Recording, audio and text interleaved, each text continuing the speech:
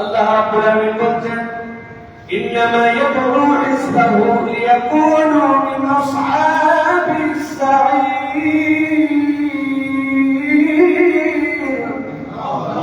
আল্লাহ যারা দুনিয়া মানুষ দেখতে তোমার অনেক সুন্দর লাগতে পারে, তার কার্যক্রমগুলো তোমার চোখকে দ্বিধাগ্রস্ত করতে পারে, ধাঁধায় ফেলে দিতে পারে।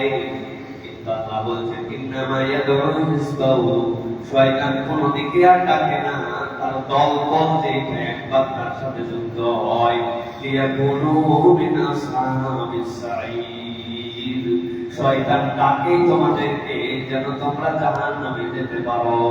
সুতরাং শয়তানের রাস্তা ছোট হোক আর বড় হোক, প্রকাশ্য হোক আর অপ্রকাশ্য হোক, আল্লাহ রাব্বুল আলামিন বলছেন শয়তানকে তোমার শত্রু জ্ঞান করাই তোমার দায়িত্ব।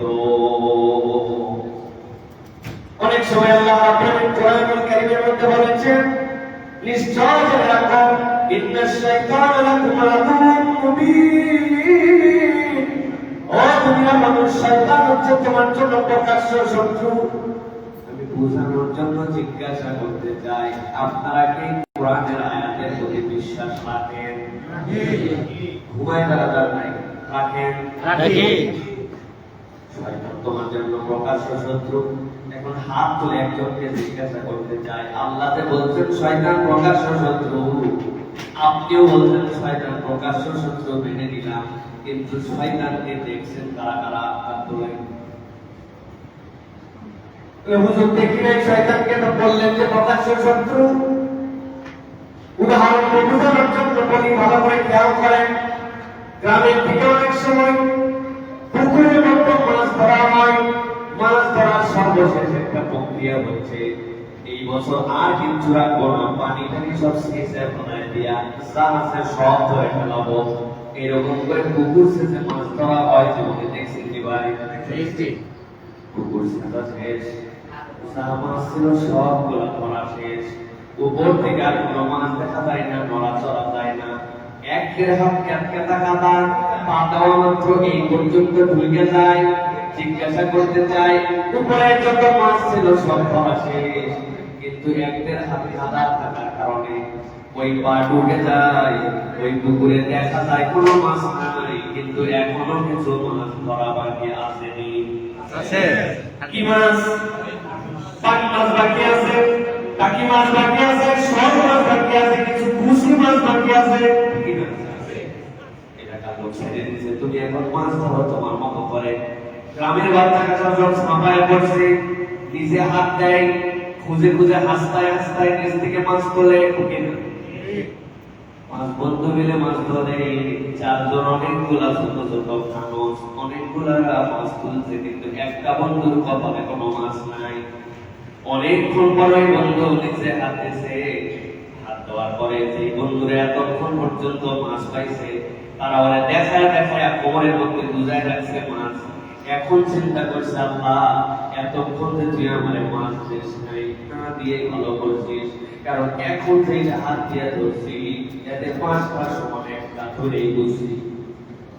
এতক্ষণ যে মাছ পাই নাই, আত্মাভিমানে কেন লাগছে? চিন্তা করছে মাছ ধরার আগে একটু টাক দেয়, টাকা আমার দিকে কি হয়েছে, ওই এতক্ষণ পাই নাই, কিন্তু সেইটা তুলতেছে অন্তত দেখে রাখবো যে কয়টা সমান হয়। সবাই হাতের কাদা ছাড়ে আর ওর দিকে তাকায় আছে, হায় রে কপাল।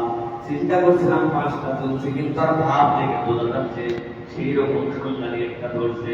শোল যদি একটা ১.৫ হাত হয়, পাইপ যদি একটা ১.৫ হাত হয়, তার গোছের গুণ করে ধরছে, ধরেছে না টান দিয়ে সবাই তাকায় আছে, তুলছে মুখের সামনে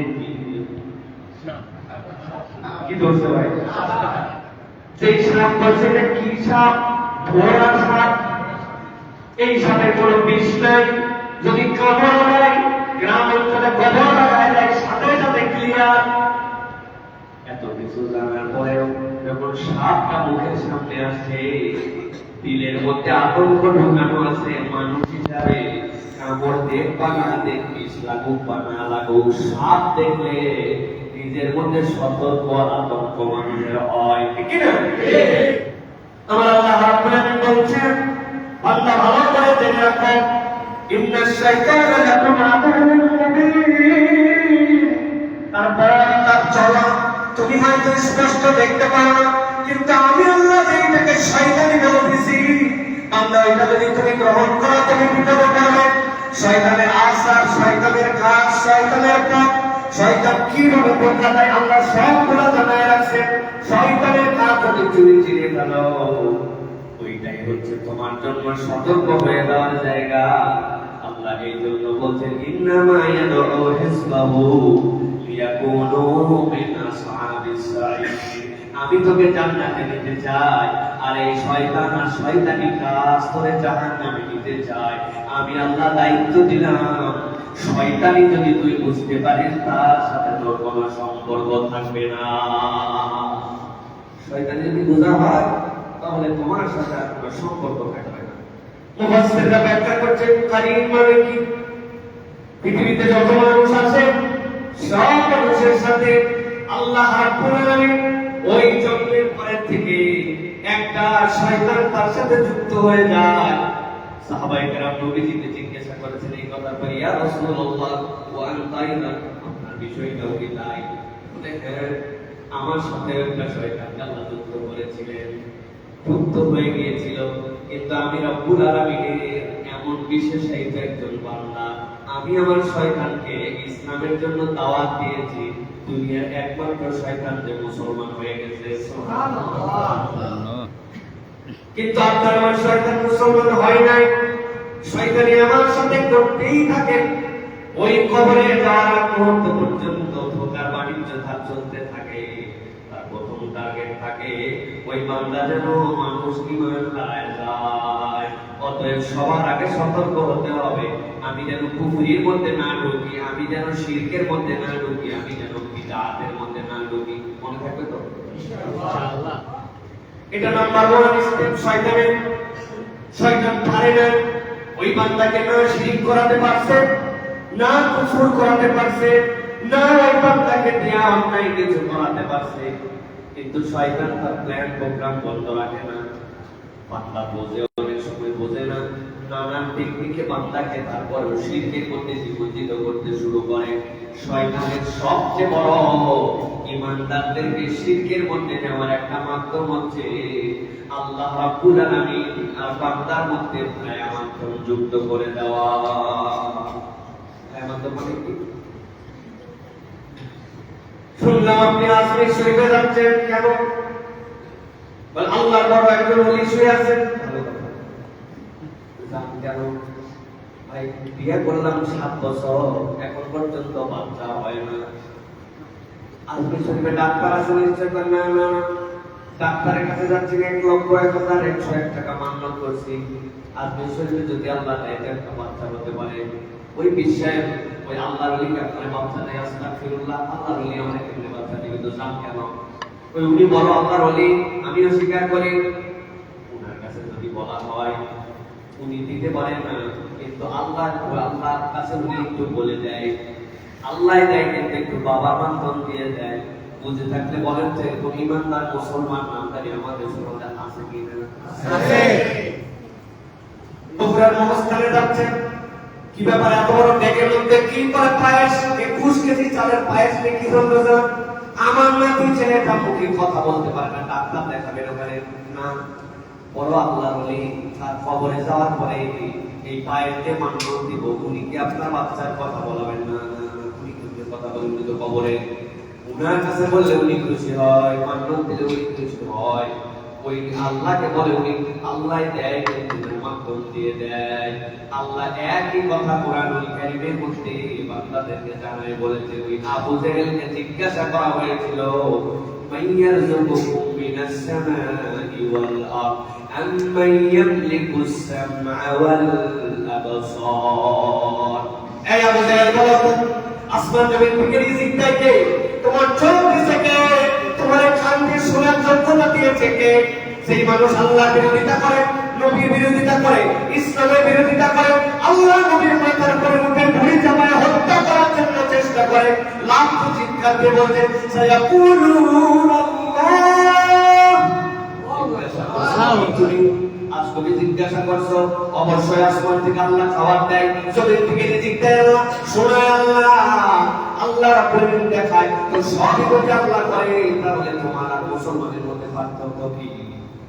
তোমার আর ইমানদারের মধ্যে পার্থক্য কি? ইমানকে এত বিরোধিতার পর্যায়ে নিয়ে আসছো কেন?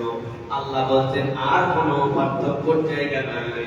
ওরা এই যে লাতুজ্জা হাওয়াল মানাতের কাছে যায়, ইয়াতাকাররাবুনা ইলাল্লাহি যুলফা, আল্লাহর সাথে বান্দার মধ্যস্থতা করার জন্য, নিকট করে দেওয়ার জন্য তারা এর কাছে যায়। আল্লাহ বলছেন এই ইমানে যদি তুমি আল্লাহ খালিক, আল্লাহ মালিক, আল্লাহ জীবন দেয়, আল্লাহ মরণ দেয় বলো, তোমার ইমান এখন পর্যন্ত পূর্ণ হয় নাই। সুতরাং মুসলমান দাবি করে, ইমানের দাবি করে কেউ যদি মনে করে আল্লাহর বান্দার মধ্যে খুব পীর মুর্শিদ আউলিয়া বুজুর্গ অমুক তমুক কোনো ভাই আমার নাম হতে পারে, আপনি নামে ইমানদার, কিন্তু আপনার আর আবু জাহেলের মধ্যে কোনো পার্থক্য নাই। আল্লাহ রাব্বুল আলামিন বলছেন 7 নম্বরে এক হচ্ছে কুফর, শিরক এবং বিদআতের দিকে টানা, পারে না। এবার 6টার 2 নম্বর, শয়তান সাথে সাথে তাকে এই পথের দিকে নিয়ে যাবে, সেটা হচ্ছে ওই বান্দার জন্য শয়তান বড় গুনাহগুলোর দিকে তাকে ধাবিত করে দিবে। যেহেতু তাকে কুফরি করানো যায় না, শিরকি করানো যায় না, ওই বান্দাকে বিদআতে ফেলা যায় না, বান্দার দ্বিতীয় স্টেপ কি হবে? শয়তানের বড় বড় গুনাহ তার কাছে ছোট বানায় ফেলবে, বড় গুনাহর মধ্যে তাকে নিমজ্জিত করে ফেলবে। একবার যদি বান্দা কবিরা গুনাহ করতে শুরু করে, ওই বান্দার জান্নাতে যাওয়ার পথটা রুদ্ধ হয়ে যায়। আল্লাহ রাব্বুল আলামিন কুরআনুল কারীম সূরা নিসা 31 নম্বর আয়াতে আল্লাহ বলেন, ইনতাজিতানিবু কাবায়িরা মা তুনহাউনা আনহু নুকাফির আনকুম সাইয়্যাতিকুম ওয়া নুদখিলকুম মুদখালান কারীমা। আল্লাহ বলেন, দুনিয়ার মানুষ, আমি জান্নাতে যাওয়ার জন্য তোমাকে সৃষ্টি করলাম, কিন্তু শয়তান তোমাকে জাহান্নামের দিকে নিতে চায়। আমি আল্লাহ তোমাকে বললাম তৃতীয় স্টেপটা তোমাকে কবিরা গুনাহ করার জন্য, উল্টা বিরাব্বুল আলামিন তোমার জন্য ঘোষণা দিয়ে দিলাম। কি ঘোষণা দিলাম?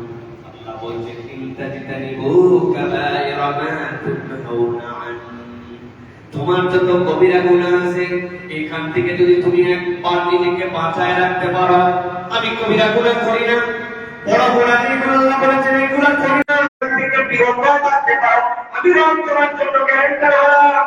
তো কাফিরাকুম সাইয়্যাতিকুম, আমি রব্বুল আলামিন তোমার যত অন্য গুনাহ আছে ওই গুনাহকে আমি রব্বুল আলামিন ঢেকে দিব। সুবহানাল্লাহ। আল্লাহ বলেছেন এইগুলাকে আমি ঢেকে দিব, এইগুলা ছেড়ে দেখতে পাবে না। শুধু তুই বড় গুনার মধ্যে কখনো নিবন্ধিত হোস নাই। আর আল্লাহ বলতেছেন,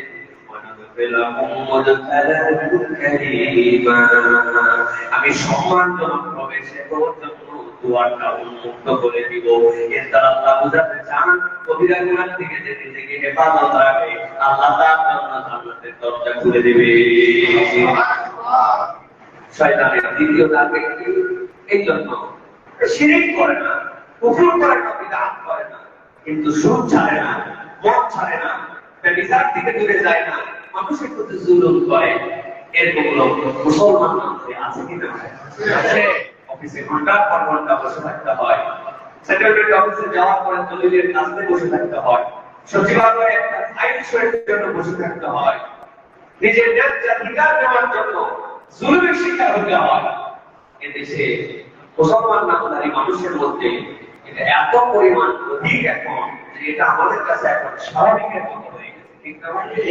এই জন্য ঘুষের নাম হচ্ছে স্পিড মানি। হ্যাঁ, ঘুষের নাম স্পিড মানি। আবার যদি আর্মিকে বলে তাহলে এর নাম হচ্ছে হাতিয়ার। হাতিয়ার দেওয়া সুন্নাত, নেওয়া সুন্নাত। এই হাদিস পর্যন্ত তার কাছে আছে। অতএব এইভাবে আমরা কৌশলেতে সুদ, ঘুষ, ব্যভিচার, জুলুম, মদ, এইগুলো আমাদের সমাজের মধ্যে অ্যাভেইলেবল হয়ে যাচ্ছে। এগুলো আমাদের সমাজের মধ্যে আর চক্ষু লজ্জার কারণ হচ্ছে না। এইগুলো আমাদের কাছে অসভ্যতাকে এখন আমরা সভ্যতা বানাচ্ছি। আল্লাহ বলতেছেন তুমি তো বুঝতেছো না, কিন্তু আমি আল্লাহ তোমাকে বলতেছি এটা শয়তানের ফাঁদ তোমার জন্য। তুমি নিজে প্রাউড ফিল করো, পরিচয় দাও আমি মুসলমান, কিন্তু তুমি এমন কাজ করো যেটার দ্বারা তুমি বুঝতেই পারো না যে তুমি শয়তানের ফাঁদে পড়ে ঢুকে গেছো। এটা সবচেয়ে বড় দিক হচ্ছে আমরা অনেকেই আছি সুদ খাওয়া অপশানই নেই আমাদের, ঘুষ খাওয়া অপশানই নেই আমাদের, মদ খাই না, ব্যভিচার করি না, কিন্তু কম বেশি মুসলমান জুলুম করে আছে না, জালেম। যে তার জায়গা থেকে জুলুম করে, খেয়াল করে দেখেন আমি আমার স্ত্রীর প্রতি জালেম, আমার স্ত্রী আমার প্রতি জালেম, আমার বয়সে আমার দ্বারা আক্রান্ত, আমার বাড়ির পাইপটা আমার পাওয়া আছে আমি যেদিকে বাইক করে দিছি, যে পর্যন্ত সানসেট বের করার কথা ছিল, বাউন্ডারি ওয়ালে পাঁচিলটা যে পর্যন্ত যাওয়ার কথা ছিল, নিচতলা ওয়াল কোথায় দোকানটা বেলগুড়ি কোথায় টাকায় দেখছেন করে যে উন্নতি এই যে আমরা জুলুম করতেছি, এটা আমাদের জন্য শয়তানের ফাঁদ। শয়তান বুঝায় এই দুনিয়ায় চলতে হলে